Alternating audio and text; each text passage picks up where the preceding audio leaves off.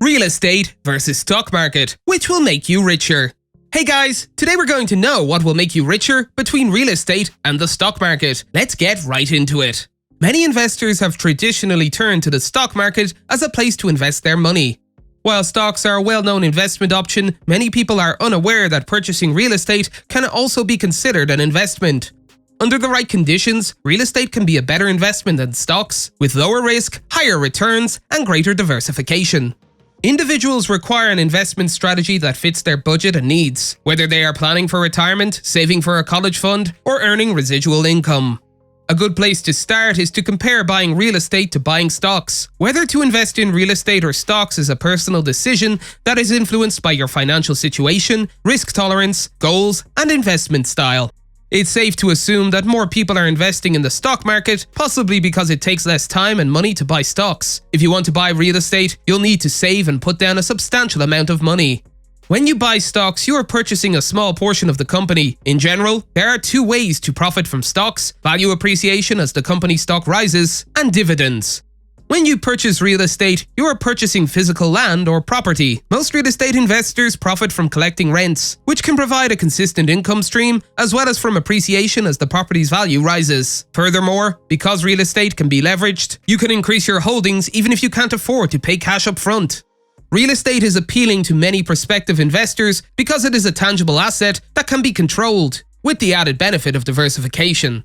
Real estate investors who purchase property have a tangible asset for which they can be held accountable. Real estate investment trusts, or REITs, are a type of real estate investment that can be bought and sold like stocks. There are a number of considerations for investors when choosing between investing in stocks or buying real estate as an investment. Investing in stocks makes the most sense when combined with benefits that increase your returns, such as company matching in a 401k. However, these benefits are not always available, and the amount you can benefit from them is limited. Investing in the stock market on your own can be risky, and the return on investment is frequently lower than expected.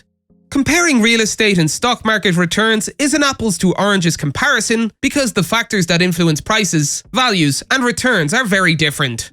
However, we can get a general idea by comparing the total returns of the SPDR S&P 500 ETF and the Vanguard Real Estate ETF total return for the last 17 years. Just so you know, both real estate and stocks can take a big hit during economic recessions. Note the big dips that occurred during the 2008 Great Recession and the 2020 COVID-19 crisis. Let us now discuss the risks involved. The 2008 housing bubble and banking crisis reduced the value of real estate and stock market investors, and the COVID-19 crisis is doing the same thing, albeit for different reasons. Still, it's important to remember that the risks associated with stocks and real estate are vastly different. Let's start with real estate. The most significant risk that people overlook is that real estate requires extensive research. It is not something you can enter lightly and expect immediate results and returns. Real estate is not an asset that can be easily liquidated or cashed in quickly. This means that you can't cash it in if you're in a pinch. There are risks associated with handling repairs or managing rentals for home flippers or those who own rental properties. Some of the most significant issues you'll face are the costs, not to mention the time and hassle of dealing with tenants, and you might not be able to postpone them if there is an emergency. As an investor, you may want and need to consider hiring a contractor to handle your flips, repairs, and renovations, or a property manager to oversee the upkeep of your rentals. This may reduce your bottom line, but it does reduce the amount of time you spend overseeing your investment. Meanwhile, the stock market is vulnerable to a variety of risks, including market, economic, and inflationary risks. First, stock values can be extremely volatile, with prices subject to market fluctuations. Geopolitical and company-specific events can both cause volatility.